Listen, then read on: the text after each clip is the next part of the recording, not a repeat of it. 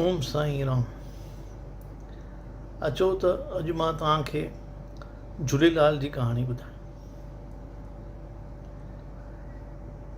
पाकिस्तान में सिंध में हिकु मुस्लमान राजा हो 10वीं सदीअ में। हुनजो नालो हो मिर्क शाह।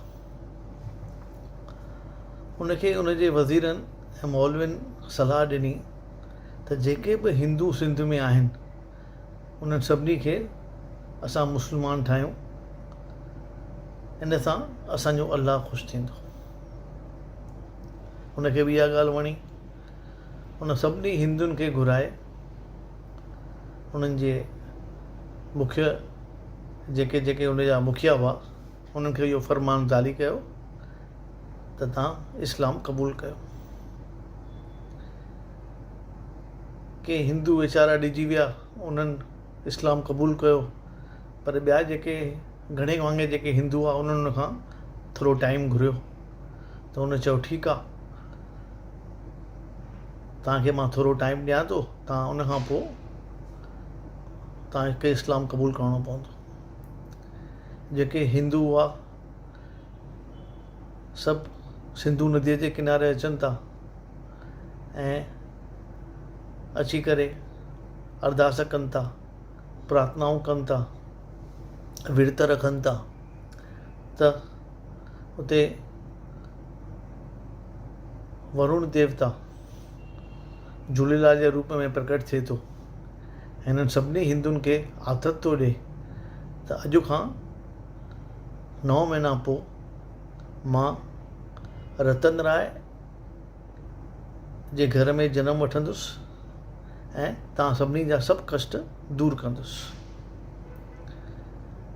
रतन राय हिकिड़े नंढे ॻोठ नसरपुर में रहंदो। 9 महीननि खां पोइ उते उनखे पुटु ॼमे थो। उनजो नालो अमरलाल करे रखनि था, उडेरोलाल करे चवनि था। ऐं जीअं ई उन ॿार खे झूले में विझनि था त उहो झूलो पंहिंजो पाण हलणु शुरू थो थिए ऐं बीहे कोन थो।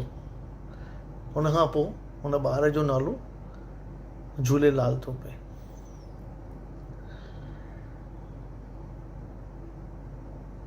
ऐं जीअं ई मिर्क शाह उन ॿार खे मारण जी कोशिशि थो करे ऐं पंहिंजी सेना मोकिले थो, तीअं ई उनजे महल में बाहि थी लॻे ऐं उनजो सभु महल सॼो नास थो थी वञे।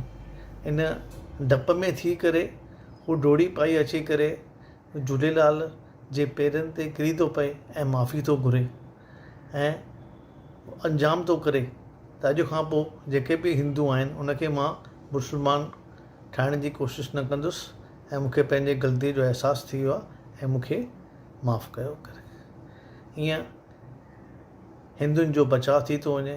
हिंदू पंहिंजे धर्म खे पालीनि था, मुस्लमान पंहिंजे धर्मनि खे पालीनि था ऐं जंहिं ॾींहं ते झूलेलाल जो जनमु थिए थो उनखे असां चेटीचंड करे मल्हायूं था। चओ ओम साईं राम, ओम साईं राम, ओम साईं राम।